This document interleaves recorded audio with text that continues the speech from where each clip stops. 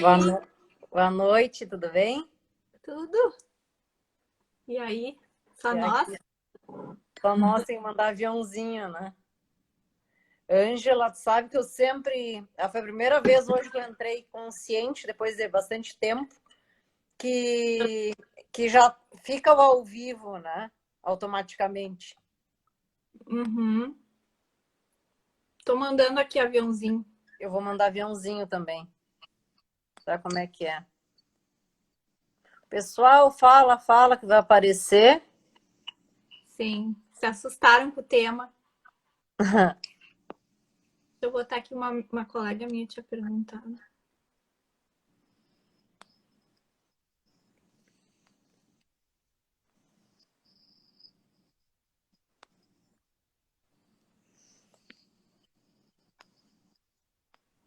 Hoje foi uma correria danada.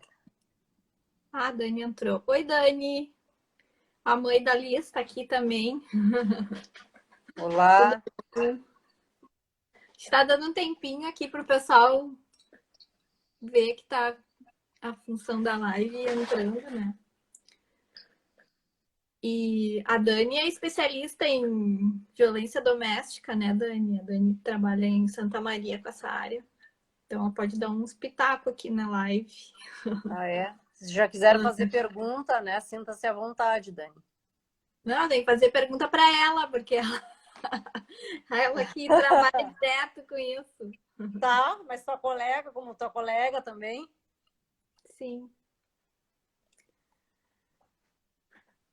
E aí, Espera mais um vamos. pouquinho. Boa noite a todos. Eu estou acenando aqui e cumprimentando também. E a E Michelle está por aí ou não, Anjo? a Michelle tá na casa dela. Eu mandei mensagem para ela entrar na live. Oi, Bianca Bianca. entrando.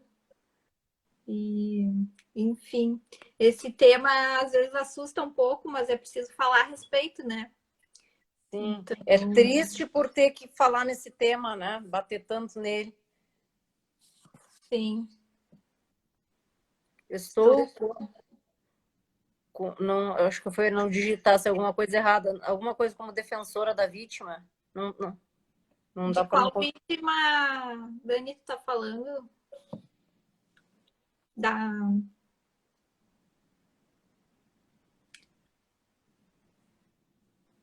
Ah, tá. É defensora pública que é especialista em violência doméstica para as vítimas, deve ser isso. Boa noite, Bianca. Entendi. Show. Podem dar pitaco. Eu vou falar um pouco de violência doméstica, mas também um pouco de violência sexual, por causa dessa questão do estupro, né? Que deu bastante polêmica, assim. Então, eu pensei, começando, falando um pouco da questão histórica, porque que nós temos. Deixa eu botar o silencioso, meu Eu fica coloco direto pulsando. no não perturbe. E essas questões que vêm já de bastante tempo, assim. Ah, sim, a Caterine conheço, sim, claro. A tua amiga que vem para Porto Alegre, que né, as outras vezes eu já tive contato com ela. Ângela, acho que a gente podia se apresentar, né? Porque eu acredito que tuas amigas e conhecidas não me conhecem e vice-versa. Sim, e também depois fica gravada para quem quiser assistir para poder saber quem é as pessoas, né? Sim, agora já estou Então, sabendo deixar gravado, de qualquer maneira. Bem, primeiramente, obrigada pelo convite, né? Faz um tempo que a gente não fazia live. A última sim. foi sobre criação literária, né? Criatividade, não deixa de ser. Isso. Bem, para quem não me conhece, eu sou a Kelly Pedroso, eu sou jornalista, escritora e editora da Pérgamos. E eu convidei a Ângela, que é promotora de justiça e escritora, e vou deixar que ela siga se apresentando, por favor, Ângela. Boa noite, então, para quem não me conhece, eu sou Ângela Dalpós, sou promotora de justiça, sou escritora, tenho um livro infantil publicado pela Pérgamos, da Kelly, né? Só que hoje eu vim como na minha posição de promotora de justiça para a gente falar desses temas mais áridos, que é a violência contra a mulher e violência de gênero, tanto doméstica, sexual, etc. Então, eu já trabalho no Ministério Público, já sou promotora há mais de 20 anos. Tenho mestrado em Ciências Criminais e a minha tese de mestrado foi sobre... Ó, o José Carlos, amigo, está sempre nas lives também. A minha dissertação de mestrado, digo, foi sobre abuso sexual, né? A questão do abusador e etc. Então, trabalhei bastante a questão da violência. E também tenho especialização na área da infância e juventude, que atualmente eu trabalho na Promotoria de Porto Alegre da Infância e Juventude, na área da proteção, e a gente lida direto, então, com questões que envolvem crianças e adolescentes em situação de risco, familiares, né, de abandono, negligência, etc., e também de abuso sexual, que tem muito, infelizmente, nas famílias, né. Então, vou começar com uma parte mais histórica, assim, que não vai ser chata, porque eu acho bem interessante, assim, que Contexto histórico. essa questão da mulher, dos direitos, de ser um sujeito de direitos, é muita novidade, porque antigamente as mulheres não tinham direito a nada, elas eram consideradas sem direitos, eram propriedade do marido, primeiro era propriedade do pai, né, e da mãe, e depois era propriedade da mãe, não, porque a mãe era mulher também, a mãe era propriedade do marido. Então, elas eram um sujeito que não tinham direitos nenhum. Então, começou uma evolução, uma onda feminista para buscar esses direitos das mulheres para poder se igualar, né, aos homens, aos mesmos direitos, que a sociedade sempre foi dirigida por homens, né, uma sociedade patriarcal, e aí as mulheres não tinham direito não tinham direito ao voto, não tinham direito à propriedade, né, e geralmente todas as decisões eram feitas pelo marido, até aquelas que conseguiam trabalhar, que eram muito poucas, o dinheiro ainda tinha que ser repassado para o marido, né? Aí, então, é muito novo essa questão do voto. O primeiro país que liberou o voto feminino foi a Nova Zelândia, em 1893. E no Brasil, foi só em 1932, quer dizer que não faz nem 100 anos que as mulheres podem votar e escolher. Por que é tão importante, né, as mulheres votarem? Porque daí também poderiam eleger pessoas que pudessem defender os seus direitos, né, fazer leis que lhes beneficiassem. Então, foi o primeiro passo, assim. E aí, quando a gente ouve que eu sou contra o feminismo, porque tem algumas questões que são associadas ao feminismo que não tem nada a ver com o feminismo, porque o feminismo é simplesmente a igualdade entre homens e mulheres. O restante de outras tags que colocam no feminismo não é do feminismo em si. São questões de preconceito, talvez, que daí, por exemplo... Associações com a higiene, né? Também, tipo, que feminista feminismo é uma ideologia de esquerda, não necessariamente, porque eu me considero feminista e não sou de esquerda nem de direita, e que é uma questão de mulheres lésbicas, homossexuais, que também não tem a ver, porque tem heterossexuais que são feministas, ou da mulher que não se depila, que, enfim, várias questões assim. E não tem nada a ver com o feminismo em si, porque a luta do feminismo é justamente a igualdade de direitos. Se não fosse o feminismo, nós talvez mulheres, eu não estaria na posição de promotora de justiça, não ia estar aqui falando para vocês, eu ia estar em casa cuidando da casa, entende? Não, sem nenhum demérito para quem faz essa escolha de trabalhar em casa e cuidar da casa, cuidar dos filhos, eu acho maravilhoso, mas é uma opção que a pessoa tem de escolha, né? Que antigamente não se tinha essa escolha. Era uma imposição social, né? Então, eu fui anotando umas coisas para eu não me perder, assim. Vai falando.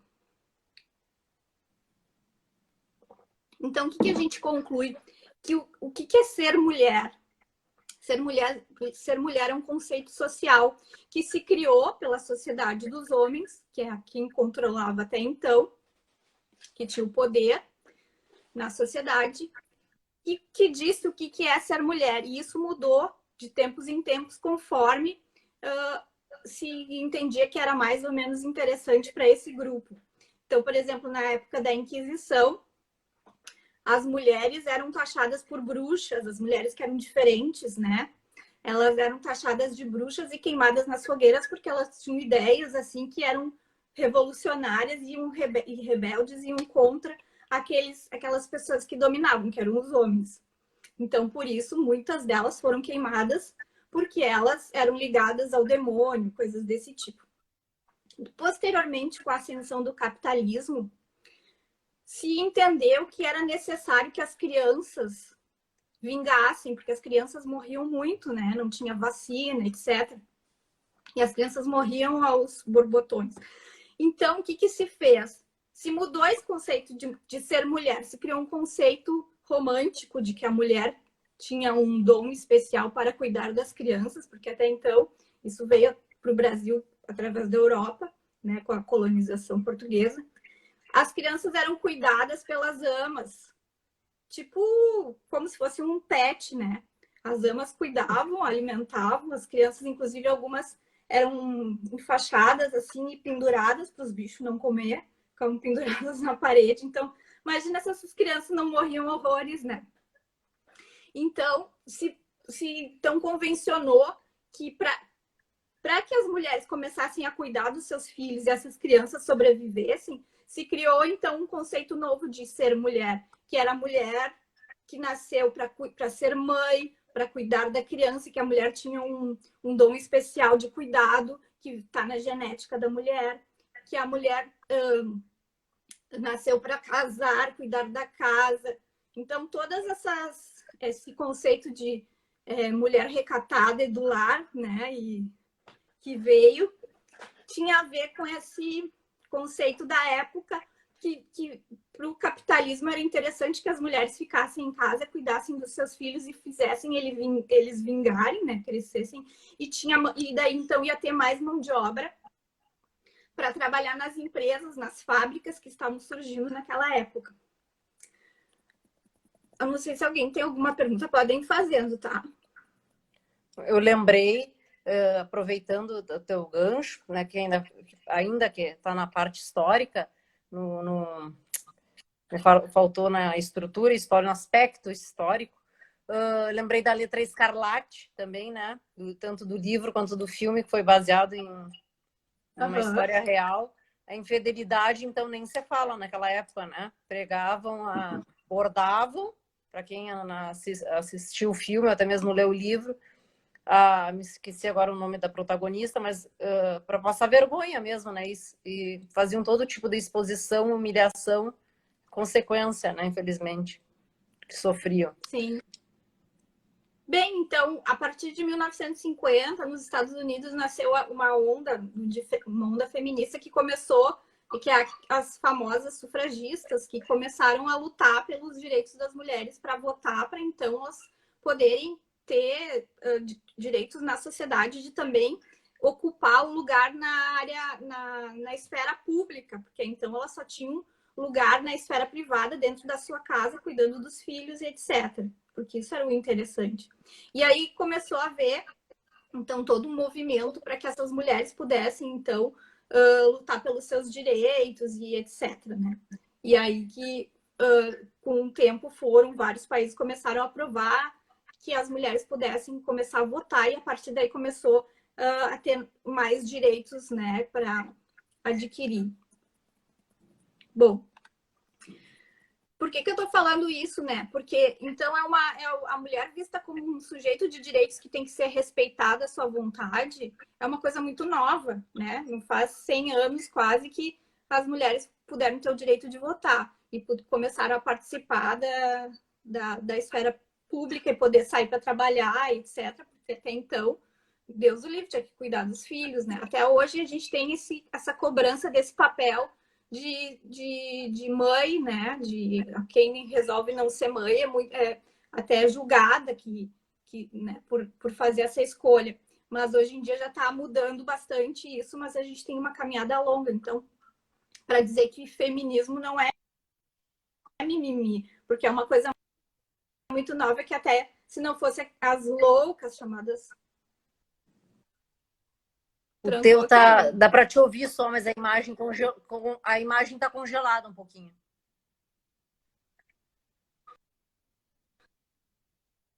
E não tô te ouvindo. Tá. Agora, tu me ouvindo? Só te ouvindo, mas a Sim? imagem segue congelada.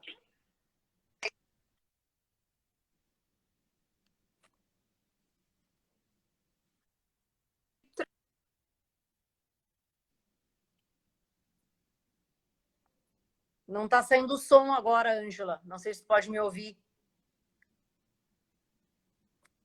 Vejo só tua boca, assim.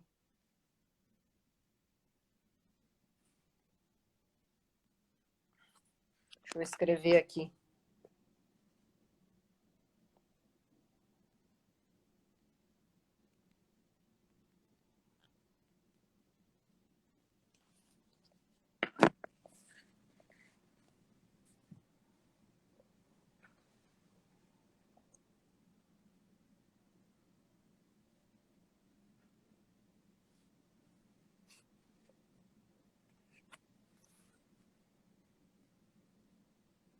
Agora tu me ouve? Tu me ouve? Não, também? A tua imagem agora tá boa, mas não dá para te ouvir. Pode ser. Vocês estão me ouvindo ou é só a Ângela que tá com problema? Tá. Sair e entrar, vai ter que ser. Deixa eu escrever aqui para eles verem, peraí.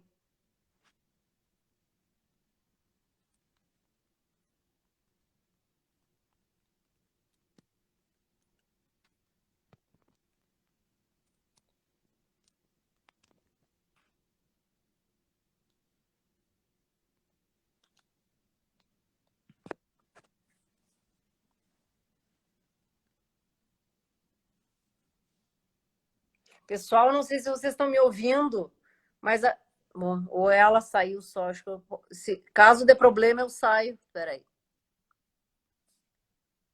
E entro aí novamente.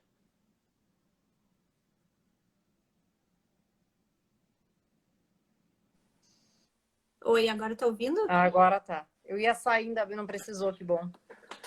Ah, tá. Até me perdi do que eu tava falando, meu Deus. Deu um tilt aqui. A minha internet hoje estava muito ruim. Bom, daí então eu tava falando dessas questões, né, e históricas para dizer que os direitos das mulheres é uma conquista muito nova, né? Então elas eram vistas sem direitos e por isso também já vem uma cultura de desvalorização da mulher, de achar que a mulher é inferior, de não ser capaz, de achar que é só para procriar, né? E também perpassa pela construção da masculinidade e do feminino, que os homens, por exemplo, são criados, então, para serem os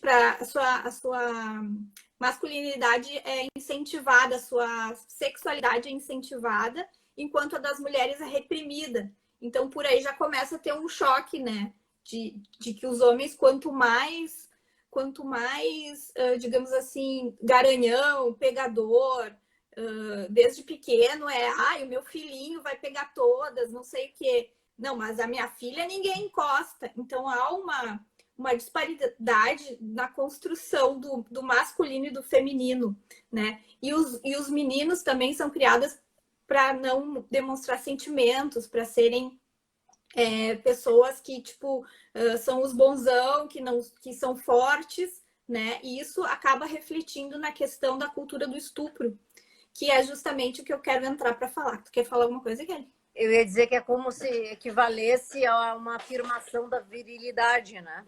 Na cabeça Exato. deles. Isso, e isso é incentivado pelos modelos anteriores que eles têm dos próprios pais, os pais incentivam isso, e depois, quando eles vão crescendo, os próprios amigos vão, tipo, um estimula o outro. Tanto é que quando a gente vê casos de estupro, por exemplo, ali do jogador de futebol que foi condenado, muitos acham que, bem capaz, ele é o bonzão, que pegou a guria na festa, não sei o quê, né? Na verdade, é justamente essa coisa de os homens se apoiarem nessas questões da masculinidade como se isso fosse uma coisa dos hormônios que tá tudo bem, entendeu? Enquanto que é necessário que se olhe para a vontade de ambos, tanto da mulher de querer participar daquilo, do ato sexual, quanto do homem poder também escolher, porque também tem uma cultura assim de que se a mulher der em cima do cara, ele é obrigado a transar com ela, porque senão ele vai ser considerado que não é homem, né? Ele é o viado, a sua sexualidade vai ser, a sua masculinidade vai ser contestada, né?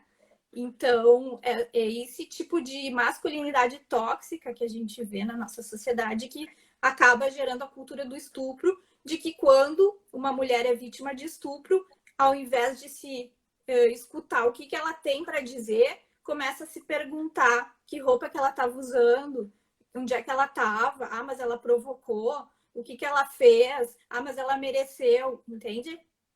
Quando, na verdade, o não é não. A mulher pode estar pelada lá na cama e resolver mudar de ideia e o cara tem que respeitar, porque senão vai ser estupro, né? Nesse sentido, assim. Então, eu vou começar a comentar um pouco sobre esse caso polêmico da Mariana, né? Ângela, eu só com todo respeito, evidente, eu gostaria de fazer uma pergunta. Tanto no âmbito pessoal, quero dizer, melhor falando, como a Ângela, indivíduo Ângela, e tu como promotora de justiça, tá?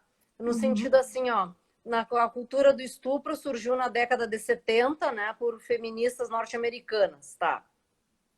De lá para cá, o que era para diminuir, infelizmente, aumenta, né? Que é a dúvida, né? O questionamento dos homens e principalmente das mulheres, o que eu acho bem triste, sobre quando uma vítima, não gosto muito dessa palavra, mas quando uma vítima é uma mulher estuprada. Há inúmeros questionamentos, né? De ambos os sexos, se realmente aconteceu, né? E quais as circunstâncias, como tu estava comentando. E não, já se a mulher mesmo comentar, fui assaltada, fui roubada. Em nenhum momento tem pergunta como ela estava vestida, como é que ela, né? Que com certeza é um machismo puro. Então, que a cultura do estupro que tem a ver, né, que é a objetificação do corpo, né, a glorificação da violência. Eu te pergunto também, pessoalmente como jornalista, se a mídia realmente exagera, isso tu pode me dizer como promotora de justiça, ou se ocorre mais até do que nós imaginamos, que as estatísticas, de repente, até não estão demonstrando o que realmente acontece. Não, com certeza as estatísticas são minimizadas, elas poderiam ser muito mais, porque muitas mulheres não denunciam justamente porque sabem que vão se expor, vão ter que chegar numa delegacia e contar, pagar mico, ser ridicularizada, ofendida, né?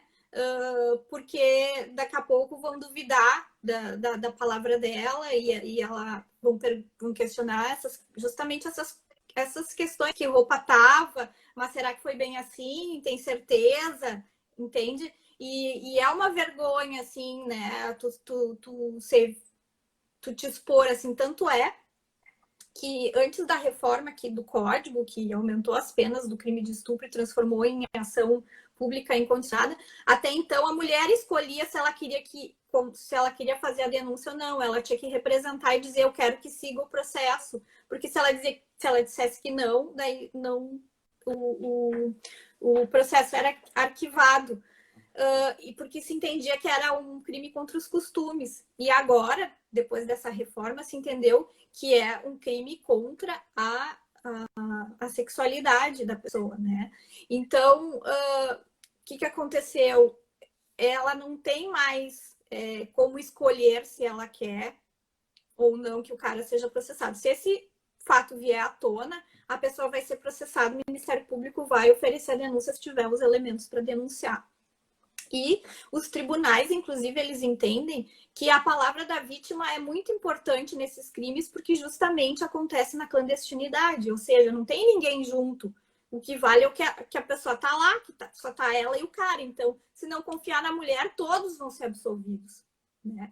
E aí vem, no caso dessa moça, né, dessa menina, o olhar que, ao meu ver, assim, nesse processo, talvez podia ser muito diferente se fosse um olhar de mulheres analisando o caso. Porque quando tem um olhar masculino sobre um caso de estupro, o resultado pode ser bem diferente, né? Então, por isso eu acho muito importante que tenha mulheres na Maria da Penha, que tenha mulheres que vão tratar dos feminicídios, que tenha mulheres analisando, mulheres juízas e promotoras analisando os casos de estupro, porque nesse caso, por exemplo, dessa menina que estava numa danceteria, encontrou esse rapaz, e ela, pelo que ela conta, ela tomou uma bebida, ficou desacordada praticamente, foi levada para esse local, que seria no andar de cima, foi estuprada, e só que ela só descobriu isso depois, porque ela se viu naquele lugar sozinha, mandou várias mensagens desencontradas para os amigos, e depois foi ver que ela era virgem, estava desvirginada, né? Fez o exame e tinha sêmen nas suas roupas. Bom, se nós formos ouvir o que a vítima disse, nós temos todos os elementos. Não bastasse isso, nós temos um laudo dizendo que ela tinha que tinha rompimento de ímen naquela noite que tinha sido acontecido, e que o sêmen era depois coletado lá do exame de DNA, se viu que era daquele que foi o acusado, o réu. Então, se nós tivéssemos mulheres analisando esse caso, talvez nós não tivéssemos uma possível... talvez nós tivéssemos uma condenação em vez de uma absolvição, porque eu imagino que o juiz e o promotor talvez possam ter se identificado com aquele rapazinho playboy que estava lá numa danceteria e eu também já fui para danceteria, eu também já me aconteceu, e aí imagina como é que eu vou... Que eles, segundo a análise do processo, o juiz entendeu que não tinha provas suficientes de que a moça tinha manifestado a vontade dela, tinha consentido com aquele ato. Não tinha prova que ela estivesse tão embriagada ou tão dopada que não pudesse oferecer resistência, né? E aí que eu digo que se fosse realmente um olhar feminino que desse valor para a palavra da vítima, talvez a gente tivesse um outro resultado, uma condenação. E por que também houve um bafafá de não existe estupro culposo que saiu? Isso foi uma fake news, né? Que até tu falaste ontem na live, porque o Intercept que fez a interceptação daquela audiência que aconteceu, que a menina foi super ofendida pelo advogado, que mais um elemento, né? O juiz ficou omisso para não interromper o Exato. Exato, que ela foi super ofendida e passou vergonha, assim, ficou numa situação vexatória. E aí o Intercept colocou que tinha sido absolvido por estupro culposo, e daí todo mundo começou, não existe estupro culposo, que absurdo, não sei o quê. Mas depois eu analisei a sentença, e muita gente analisou a sentença, não está escrito em nenhum momento estupro culposo. Isso foi uma fake news que depois o próprio Intercept se retratou dizendo que realmente não estava escrito na sentença estupro culposo, que estupro culposo realmente não existe, né? E na verdade, o que o juiz disse é que, como não tinha prova de que o rapaz tinha consciência que ela estivesse impossibilitada de oferecer resistência, então não se podia condenar, porque o estupro de vulnerável que consta no Código Penal, ele pressupõe que a vítima ou foi com violência ou grave ameaça, né? Ou que ela não tenha capacidade de oferecer resistência para configurar estupro que é essa pena bem elevada, que é o do 217A. Então, quais são os casos? É quando é criança e adolescente menor de 14 anos, que daí não importa se elas consentiram ou não, porque elas são consideradas incapazes de consentir, não têm maturidade para consentir no ato sexual.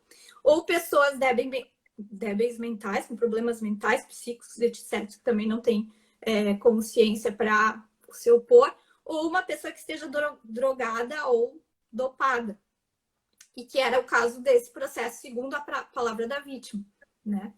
E aí o juiz entendeu que não estava provado, não tinha prova suficiente que ela estivesse sem condições de oferecer resistência, que ela estivesse tão dopada a ponto de oferecer resistência. E então entendeu que o rapaz atuou em erro de tipo, que é uma figura técnica lá, que então ele não tinha um elemento daquele tipo penal, daquele artigo, que era a vontade da vítima. Não estava provado ali que ela não tinha condições de oferecer resistência. E aí, por isso, foi absolvido. E aí, deu todo o bafafá, porque veio a tal da história do estupro culposo. De fato, não estava escrito. E foi absolvido por falta de provas, porque fizeram essa leitura, que na minha visão, uma leitura muito masculina, porque desconsiderou totalmente a palavra da vítima e entendeu que não tem prova de que ela não estava, não tinha condições de resistir, entende? Não sei se ficou claro, o pessoal está entendendo o que eu estou falando. Eu vou ler alguns comentários agora aqui também. Agora, sim, ó, eu não sei se tu já se deparou, inclusive no teu trabalho, com mulher machista. Claro que é a minoria ou tão escondidas, mas quando aparece é bem pior. A Michele, a ex-esposa do Gustavo, até, que é psiquiatra, que eu admiro muito, eu acho ela excepcional, assim.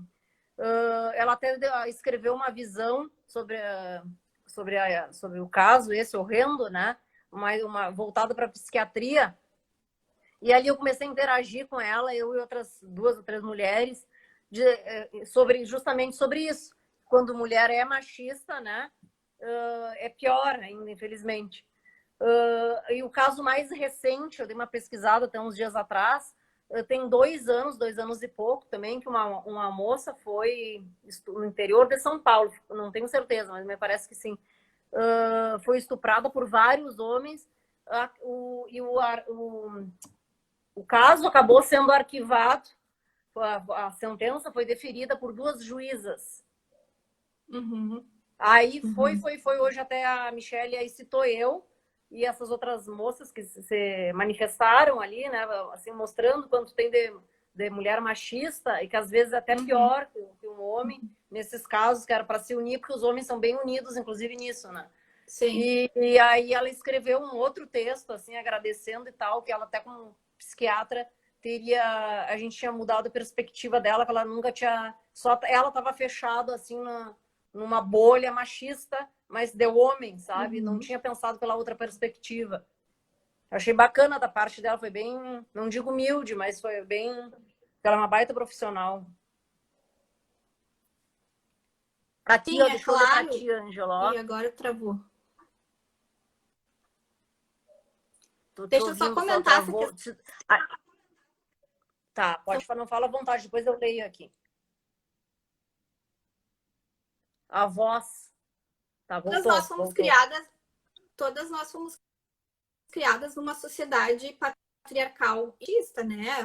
Nossos pais, enfim. Eu nunca tinha me dado conta que existe machismo na sociedade, porque eu nunca tinha parado para pensar sobre isso. Quando eu comecei a estudar a respeito e me dar conta das diferenças e das questões que as mulheres têm que passar e que os homens não precisam passar, que eu comecei a me dar conta de que realmente é muita, muita diferença, assim. Então, eu não julgo quem não tem esse olhar já mais aguçado, porque isso é uma coisa que a gente foi criada dentro disso e foi tudo visto como natural, né? Essa cultura do homem poder ser mais liberado sexualmente e a mulher ser reprimida, nós somos criadas assim. Então, nós estamos dentro desse contexto. Então, não é surpresa que muitas mulheres acham que feminismo é um horror, que não tem que ser feminista, que tá tudo bem assim do jeito que tá, que não existe machismo. né? E eu estava falando do olhar com relação a esse caso dessa menina, porque ali a Gabi falou, acho que foi a Gabi que falou que deu negativos laudos toxicológicos, né? A gente não sabe, né, se quanto tempo depois foi feito esses laudos, enfim, algumas pessoas têm reações diferentes do corpo, que, né, enfim, eu não sei, eu não me lembro dessa parte com relação aos laudos. Mas eu me lembro que eu li na sentença, ou no parecer dos memoriais ali do promotor, nas alegações finais, que pelas câmeras deu 6 minutos entre a imagem dele subindo, que ela parece meio cambaleando subindo com ele, e depois de 6 minutos sai. E daí eu fiquei pensando com um olhar feminino, uma moça com 21 anos que ainda é virgem, me parece que ela é recatada, né? Ela valoriza a sua sexualidade e não é uma menina que tá aí por aí, né? Fazendo, se é pra gente analisar a vida pregressa da pessoa, né? Que não está por aí andando com qualquer um e dando para todo mundo, né? Numa visão machista, assim, né? E se essa menina escolhesse perder a virgindade, com certeza não ia ser com qualquer que ela conheceu naquela noite, no andar de boate, em 6 minutos e voltar, entende? Então, só parar um pouquinho assim, né? E daí, tipo, falou para se promover, só um pouquinho, quem é que quer se promover em cima de um estupro, né?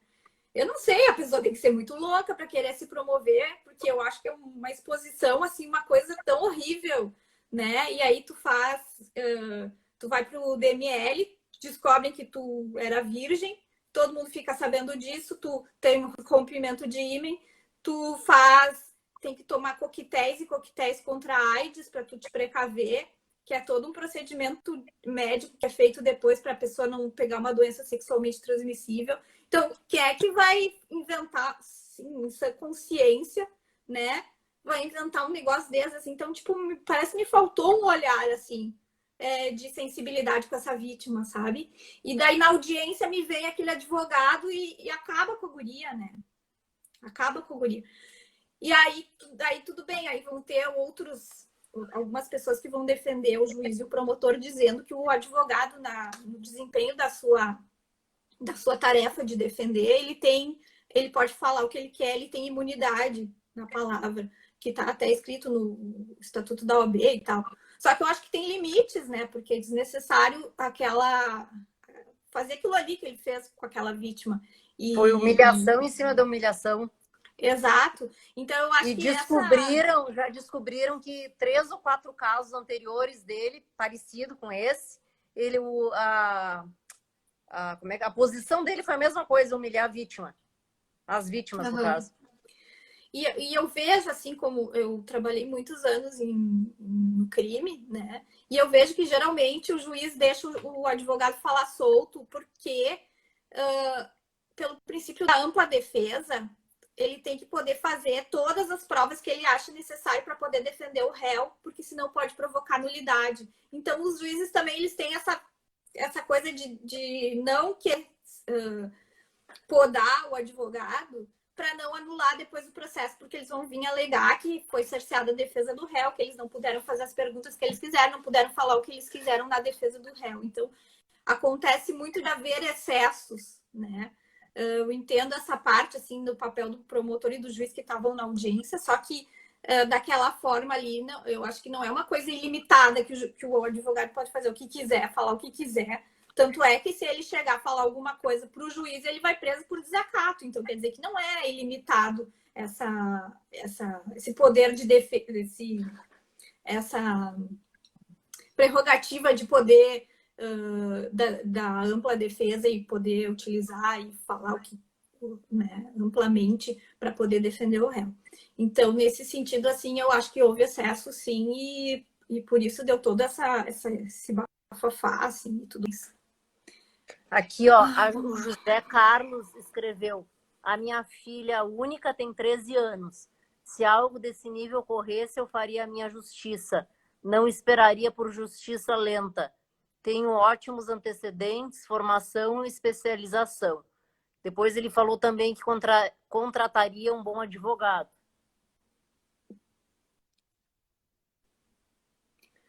porque eu muita aconselho, né? tem,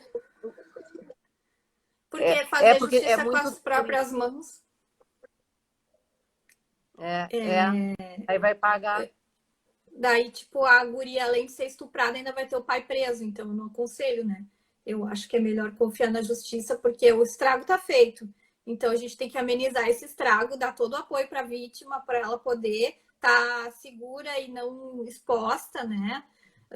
Aqui em Porto Alegre, a gente tem o CRAI, que é o Centro de Referência, que atende crianças e adolescentes vítimas de abuso sexual e estupro, etc.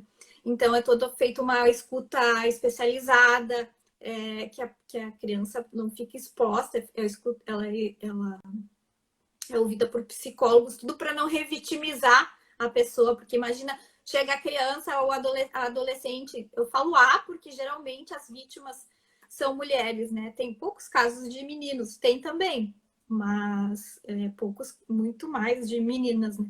E aí tu chega na delegacia e vem um cara te atender e tu tem que contar tudo que aconteceu, é uma coisa muito constrangedora para a vítima, é uma segunda exposição e tu tem que passar tudo aquilo ali de novo, se revitimizar, né? Então, esse centro, que é referência aqui em Porto Alegre, que está sendo ampliado para o interior e é modelo para o Brasil inteiro, assim. E eu acho que eles estão pensando também em ampliar para as mulheres também poder ter esse atendimento, né? Porque é uma coisa assim que, tipo, eu não sei se eu sou estuprada, se eu vou ter coragem de passar por tudo isso sabendo o que acontece, né? Claro, como promotor e tal, talvez eu vá ter um tratamento diferenciado, porque eu conheço o sistema da justiça agora. Se eu sou uma mulher que foi estuprada, será que eu vou querer levar isso à tona, né? Então, sem falar assim da questão da agora entrando na violência doméstica, de mulheres que em casa são obrigadas a transar com os maridos sem vontade, sem querer. E isso, né, seria estupro, mas elas não vão contar, não vão denunciar e tudo. Porque é uma vergonha, assim, né? Na própria violência doméstica que a gente vê, muitas mulheres demoram muito, muito, muito para contar, para chegar na delegacia e fazer uma ocorrência. Porque aquilo ali tipo, é o cara que ela ama, só que o cara é violento, ou o cara faz coisas que ela não, né, que vai contra a natureza dela, obriga ela a fazer várias coisas que configuram atos de violência. E ela é uma coisa de amor e ódio, porque ela ama aquele ser que é o marido, o companheiro, etc. E ao mesmo tempo ela sofre porque ela não quer que aquilo aconteça, ela não quer apanhar, ela não quer sofrer violência moral, porque começa geralmente com a violência moral, que é o cara falando que ela não presta, que ela não só faz nada direito, que ela é incapaz, vai minando a autoestima da mulher, porque ele sabe que daí ela não vai trocar ele por outro cara, porque ela não vai ter coragem, não vai ter autoestima suficiente para sair daquilo. Então vai minando aquela mulher, aquela autoestima, e ela vai cada vez se afundando. Aí depois aquilo pode aumentar para uma violência física, lesão corporal, etc, né? Se continua. Aí, porque ela conversou com o vizinho, ela apanha, o cara bebe e bate nela. Ele perde o emprego, bate na mulher. Tipo, tudo que acontece acaba batendo na mulher. E essa violência, se ela não é parada, né? Freada, as gurias que estão aqui, Dani, que é também da violência doméstica, a tendência é que cada vez vai piorando, sabe?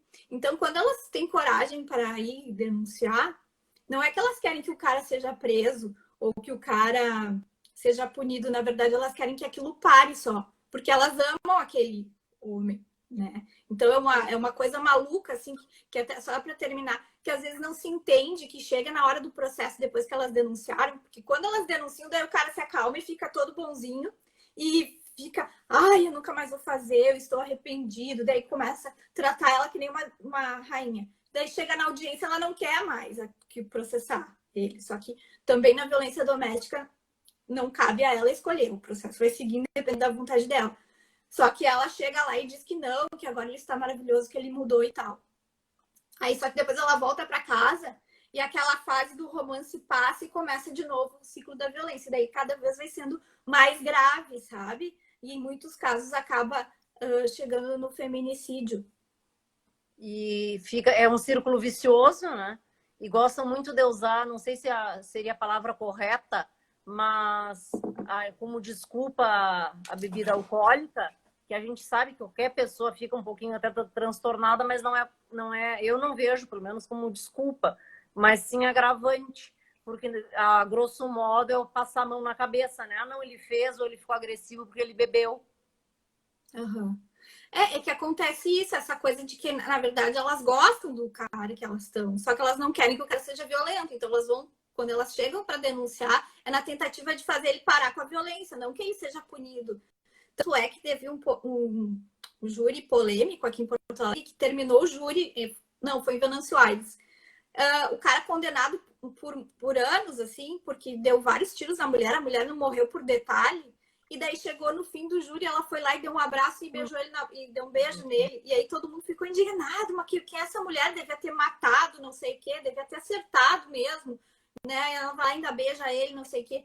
Mas é justamente essa questão do ciclo da violência, né? Que elas, na verdade, elas amam o seu parceiro e elas não gostariam que aquilo acontecesse, então elas têm uma esperança na justiça, no sistema que vá parar aquilo ali, né? Só que às vezes se o cara também não for se tratar e não fizer um acompanhamento e se dispor a participar de grupos de reflexão daquilo que ele está fazendo, porque às vezes a violência, como eu disse, é uma coisa estrutural, né?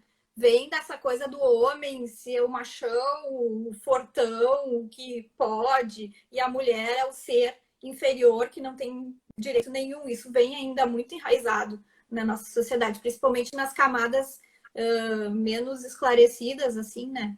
E aí é difícil querer mudar isso. Então, realmente, quando eu comecei no Ministério Público, eu ficava com raiva das vítimas. Eu sei que mulher desgraçada, eu aqui fazendo o processo para ela, para denunciar esse cara. E essa mulher vem aqui e diz que não foi nada disso, que ela caiu, bateu a cabeça. Por exemplo, às vezes elas vinham para mudar a versão, né? Não, ele é super bom, na verdade eu me enganei, eu bati a cabeça, não sei o quê. E eu ficava, mas que desgraçada essa mulher, dá vontade de condenar ela junto, sabe?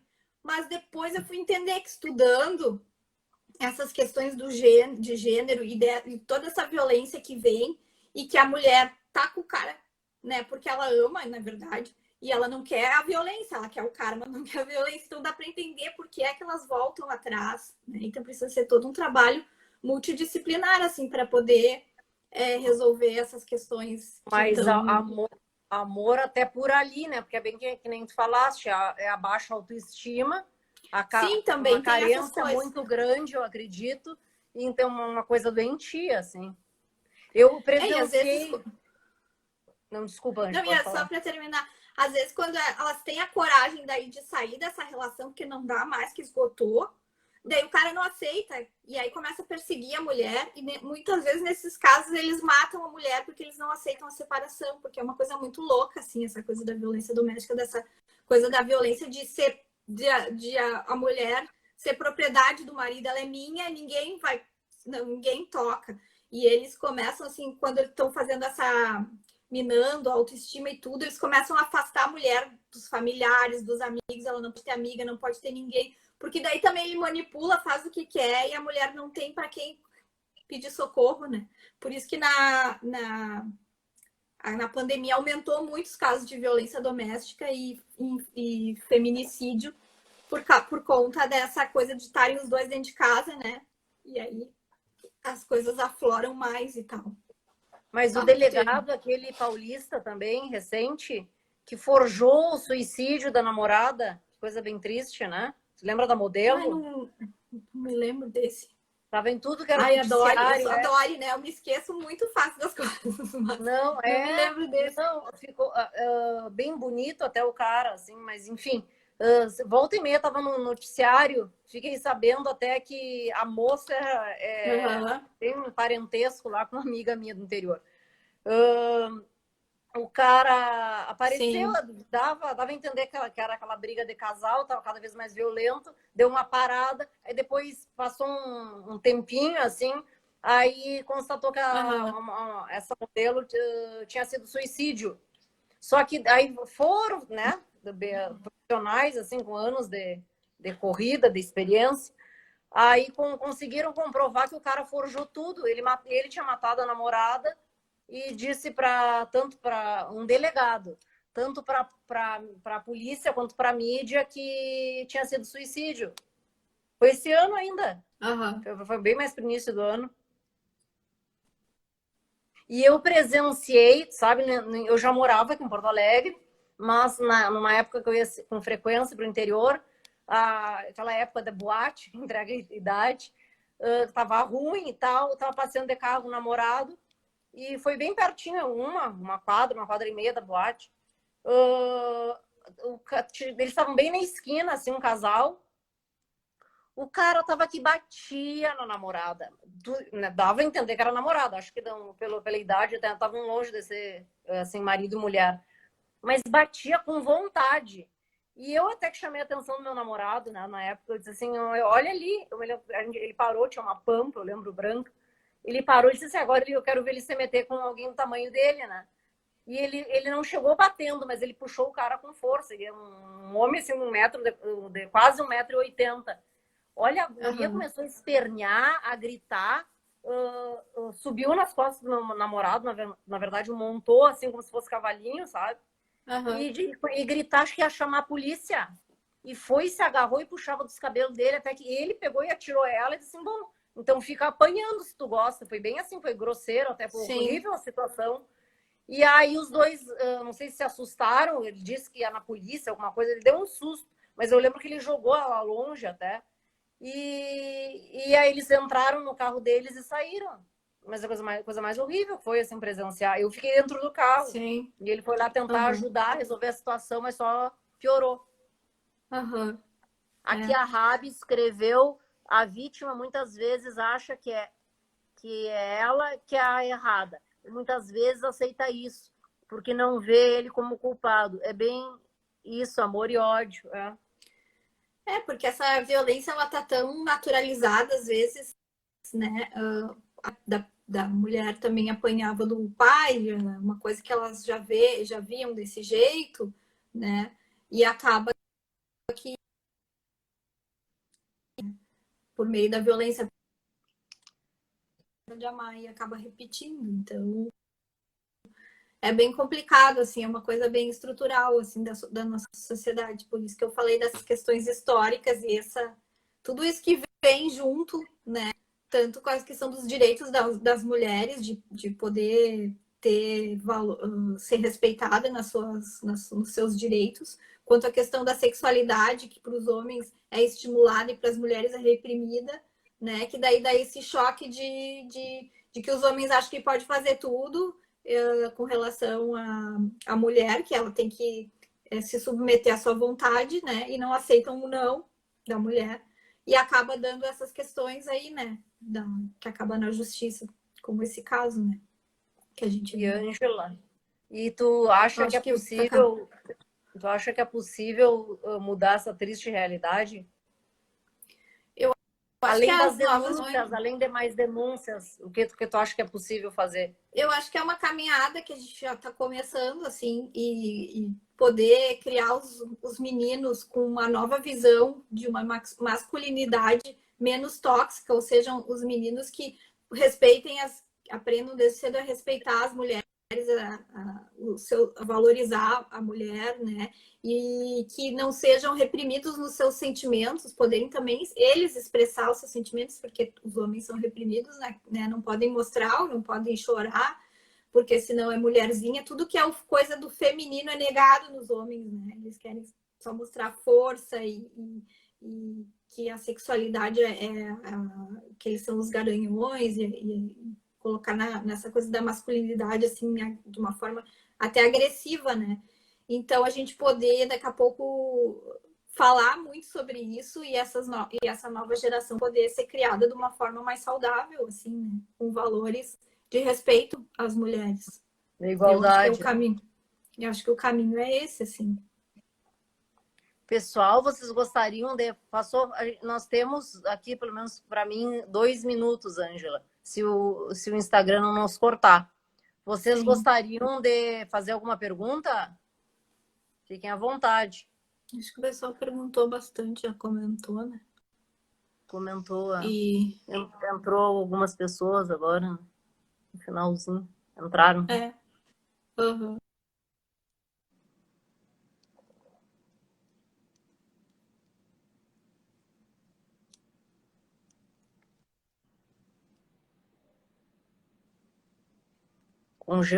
Voltou, tinha congelado tua imagem. Voltou.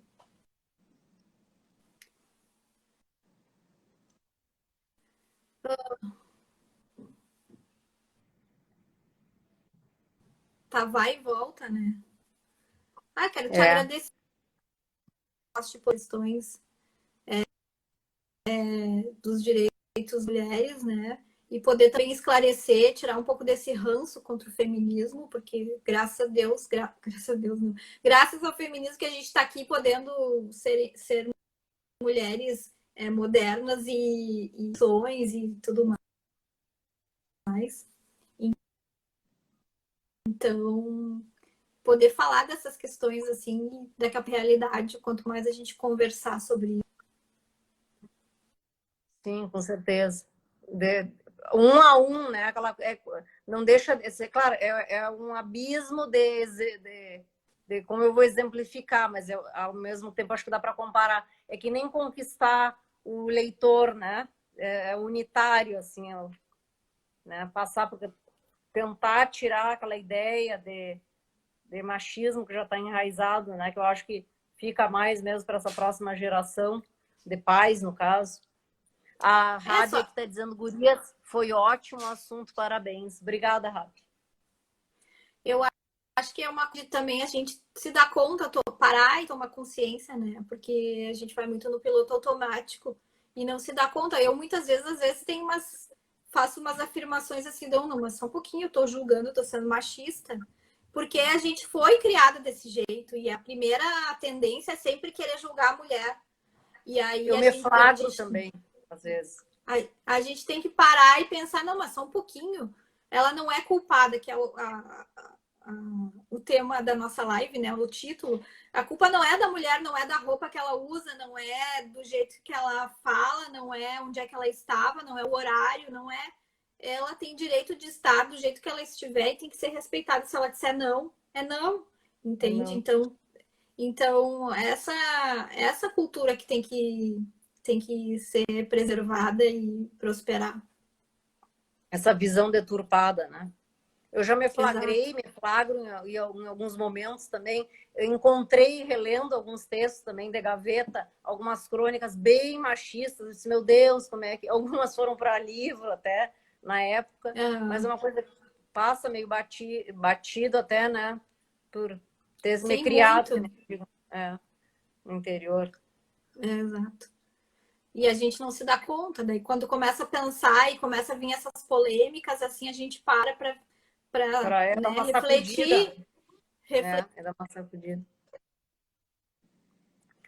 Eu acho que é bom a gente se despedir do pessoal, que faltam 42 segundos. Não sei se está aparecendo para ti aí. Não. Muito obrigada, então, pelo convite. Beijo para todo mundo. E segunda-feira a gente se vê na minha live lá no meu Instagram. Eu que agradeço, obrigada por ter aceito o convite, que venham outras, né? Muito obrigada pela presença de vocês, pela participação e uma boa semana, na verdade, que sobra dela. Exato. Vou salvar aqui. Isso. Obrigada. Obrigada para todos. Obrigada.